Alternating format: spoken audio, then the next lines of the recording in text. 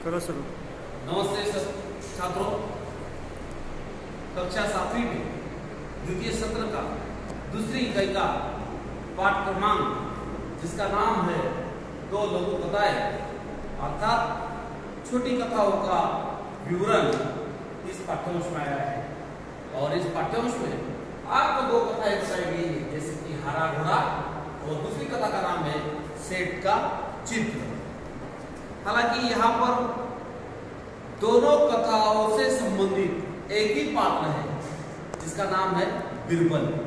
आप सब बच्चों ने बचपन में बहुत सारी कथाओं को आपकी दादी के द्वारा या बुजुर्गों के द्वारा सुना होगा। तो ऐसी कहानियों को सुनने के बाद उस कहानी से हमें जो बोध होता है या फिर जो शिक्षा मिलती है उसको प्राप्त करना, और यही एकमात्र उद्देश्य यहाँ पर इस पाठ्यांश के द्वारा और इन कहानियों के द्वारा यहाँ पर आपके लिए ये बताया गया है। हालांकि इस कहानी का पात्र बीरबल है। तो आप सब जानते हो बीरबल कैसे थे। बीरबल बहुत ही बुद्धिमान और चतुर थे। और बीरबल किसके यहाँ काम करते थे? तो बीरबल बादशाह अकबर के दरबार में जो 9 रत्न हुआ करते थे। कितने रत्न? 9 रत्न। और उन 9 रत्नों में से एक रत्न थे बीरबल। और बीरबल की सबसे बड़ी खासियत यह थी कि वो अत्यंत बुद्धिमानी थे। हर समस्या का समाधान या हल तुरंत कोई खोज लेता होगा तो वह था बीरबल। और यहाँ पर दोनों कथाओं के द्वारा आपको उनकी बुद्धिमत्ता और उनकी संबंधित जितनी भी सारी जानकारी है यहाँ पर इन पाठ्यांश के द्वारा आपको बताई गई है। हम क्रमशः पहली कहानी के ऊपर चर्चा करने जा रहे हैं जिसका नाम है हरा घोड़ा। मैं कहानी का पाठ्यांश का प्रकट वाचन करने जा रहा हूं। आप सब पंक्ति पर उंगली रखिएगा। पाठ्यांश का नाम जैसे मैंने बताया दो लघु कथाएं, उसका अ भाग है हरा घोड़ा। मैं कहानी को पढ़ने जा रहा हूं, उसका प्रकट वाचन करने जा रहा हूं। आप पंक्ति पर उंगली रखिएगा। अकबर और बीरबल के किस्से बहुत प्रसिद्ध हैं। अकबर एक महान शासक थे। बीरबल उनके 9 रत्नों में से एक थे। एक बार अकबर बीरबल के साथ अपने घोड़े पर बैठकर बगीचे की सैर कर रहे थे। चारों तरफ हरियाली को देखकर उनका मन प्रसन्न हो गया। बादशाह अकबर ने सोचा, यदि मेरे पास हरे रंग का घोड़ा होता तो मैं उस पर बैठकर हरे भरे स्थानों की सैर करता। बस फिर क्या था? बादशाह अकबर ने बीरबल से कहा, मैं तुम्हें 1 सप्ताह का समय देता हूं। बादशाह ने किसे कहा? अकबर से कहा है कि मैं तुम्हें 1 सप्ताह का समय देता हूं कि तुम मेरे लिए हरे रंग के घोड़े का प्रबंध करो। बादशाह अकबर बीरबल की बुद्धिमानी की परीक्षा लेना चाहते थे और इसीलिए उन्होंने हरे रंग का घोड़ा लाने के लिए कहा। बादशाह और बीरबल दोनों यह बात अच्छी तरह से जानते थे कि संसार में कहीं भी हरे रंग का घोड़ा नहीं होता है। फिर भी बीरबल अपने अकबर के आदेश को सिर आंखों पर रखकर यह काम करने के लिए तैयार हो जाता है। 1 सप्ताह बीरबल इधर उधर घूमते रहे और 8वें दिन दरबार में जाकर बोले, हुजूर, आखिर आपके लिए मैंने हरे रंग के घोड़े का प्रबंध कर लिया है। उस घोड़े को मैंने खोज लिया है। तो बादशाह अकबर को इस बात से बड़ा अचरज हुआ। आश्चर्य का ठिकाना न रहा। वो सोचने लगे कि जब हरा घोड़ा होता ही नहीं तो बीरबल ने कैसे खोज लिया?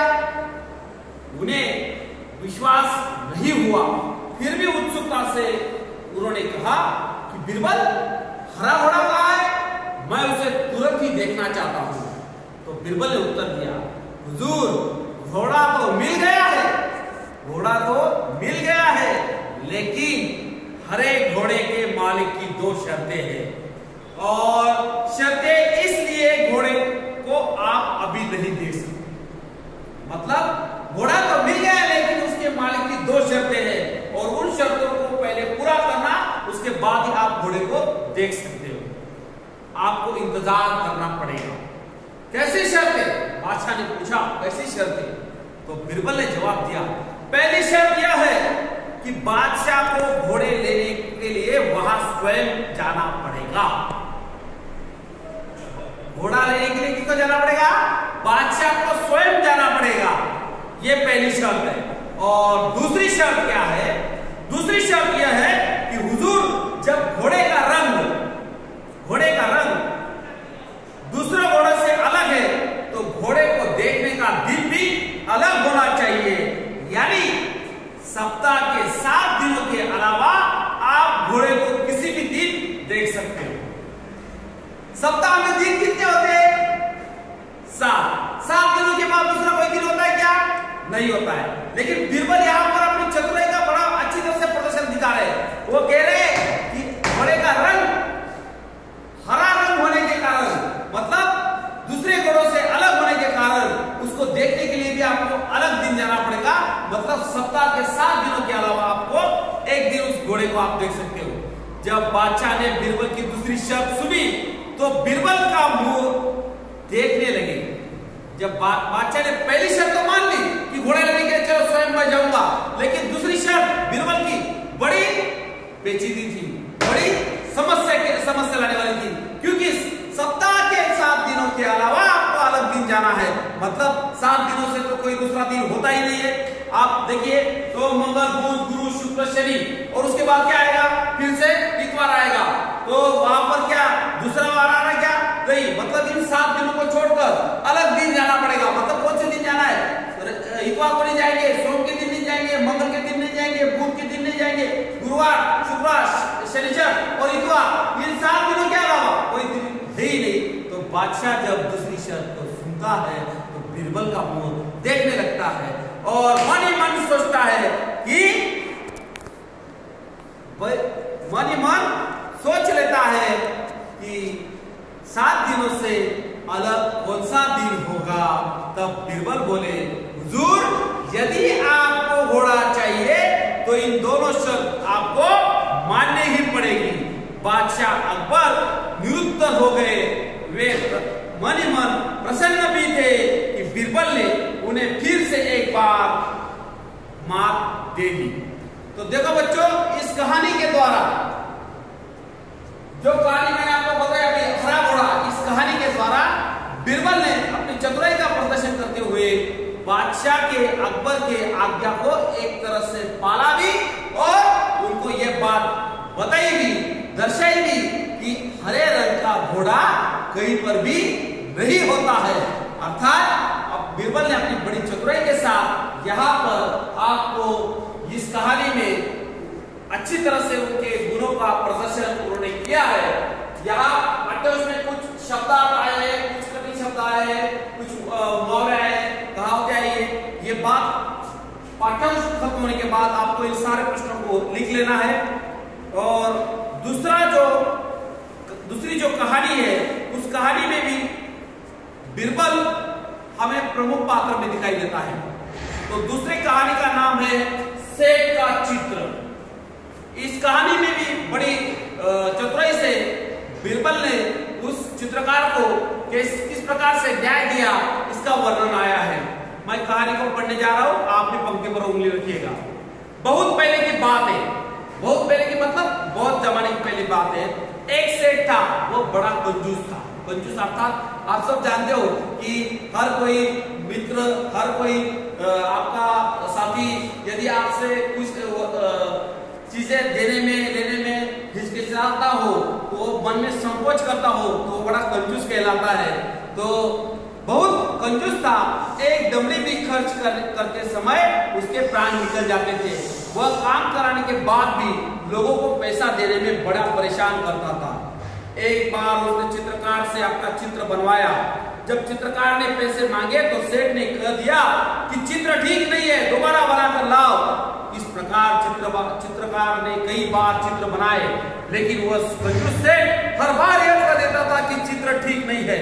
क्रोधित होकर चित्रकार ने सेठ से सभी पैसों का तगादा करना शुरू कर दिया।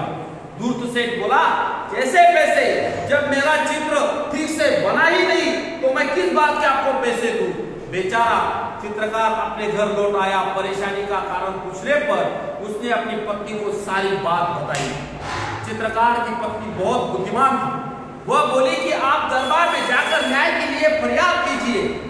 आप बादशाह अकबर के दरबार में जाकर फरियाद कीजिए, क्योंकि चित्रकार बहुत उदास हो गया था। वह मुंह लटका कर बैठ गया था। बोला, सेठ बड़ा आदमी है, लोग उसकी बात को ही सच मानेंगे, भला मुझ जैसे गरीब का साथ कौन देगा। चित्रकार की पत्नी बोली, सबके बारे में ऐसा नहीं कह सकते। बादशाह अकबर बहुत दयालु भी है और भले ही पढ़े लिखे नहीं है, परंतु बड़े बुद्धिमानी है, और उनकी सहायता के लिए दरबार में जो 9 रत्न है, आप वहां जाइए, आपको न्याय जरूर मिलेगा। दूसरे दिन चित्रकार बादशाह अकबर के दरबार में गया और पूरा किस्सा सुना दिया। बादशाह अकबर ने चित्रों को लेकर सेठ को दरबार में बुला लिया। बादशाह ने सभी चित्रों को गौर से देखा और कहा कि तुम्हारे इन चित्रों में क्या कमी है। हुजूर, इनमें से एक भी चित्र हूबहू मेरे जैसा नहीं है। मतलब जैसे क्या वैसा, जैसा मैं आपको दिखाई दे रहा हूं वैसा ही चित्र। सेठ का कहना था हूबहू, मतलब जैसे कि वैसा चित्र इन्होंने बनाया नहीं, इसलिए मैं इनको पैसा नहीं दे सकता। बादशाह मुश्किल में पड़ गए कि न्याय करें तो कैसे करें। बड़ी देर तक विचार करते रहे। जब उन्हें कुछ समझ में नहीं आया तो उन्होंने बीरबल से न्याय करने के लिए कहा। बीरबल ने सारी बातें ध्यान से सुनी और तुरंत समझ गए कि सेठ चेहरा बदलने में बड़े निपुण है, अर्थात चतुर है। चित्रकार को पैसा न देने पड़े, इसलिए वो नाटक कर रहा है और उसको सही रास्ते पर लाना जरूरी है। कला और कलाकार का सम्मान करने से कला संस्कृति का रक्षा एवं संवर्धन होता है। कला में निपुण कलाकारों की इज्जत जहां होती है, वह देश विश्व में विख्यात होता है। इसलिए बीरबल ने चित्रकार से कहा कि तुम्हारे चित्रों में सचमुच बहुत कमियां हैं। 3 दिन बाद इस सेठ का हूबहू चित्र बनाकर तुम दरबार में ले आना, तुम्हें पैसे मिल जाएंगे। और सेठ, तुम भी दरबार में आकर चित्रकार को पैसा दे देना। सेठ घर चला गया। बीरबल ने चित्रकार से कहा, 3 दिन बाद जब तुम दरबार में आओगे तो दरबार में आते वक्त एक बड़ा सा दर्पण साथ में लाना है। अर्थात दर्पण मतलब आईना, जिसमें आप लोग खुद को हूबहू देख सकते हो। तो एक बड़ा सा दर्पण लेकर उपस्थित हो जाना। 3 दिन बाद चित्रकार दरबार में आया और सेठ के सामने दर्पण रखकर बोला, सेठ जी लीजिए, आपका चित्र तैयार है। सेठ ने अपना प्रतिबिंब देखकर कहा, परंतु यह तो दर्पण है। बीरबल ने कहा, नहीं, यही तो असली चित्र है। बीरबल से पूछा, सेठ जी ये तो तुम्हारा ही रूप है ना, है या नहीं? ये तो तुम्हारा ही रूप है ना, है या नहीं? तो सेठ बोला, जी हाँ। सेठ अपनी चालाकी में पकड़े जाने पर बहुत लज्जित हुआ और उसे चित्रकार को उसका मेहताना दे दिया। चित्रकार सभी को धन्यवाद देकर चला गया। बीरबल के न्याय से बादशाह अकबर बहुत खुश हुए। बादशाह अकबर की प्रत्येक समस्या का समाधान बीरबल अपनी बुद्धिमानी से और फटाफट कर देते थे। यहाँ पर भी बीरबल ने दूध का दूध और पानी का पानी कर दिखाया। देखो बच्चों, दोनों कहानियों में आपको सबसे पहली महत्वपूर्ण बात यह बताई गई है कि किसी भी कठिन समय में भी आपको, यदि आप बुद्धि से किसी समस्या का हल निकालोगे, समाधान निकालोगे, तो बड़ी चतुराई के साथ आप आपकी बुद्धि का उपयोग करके वहां पर किसी भी बड़ी से बड़ी समस्या का हल निकाल सकते हो।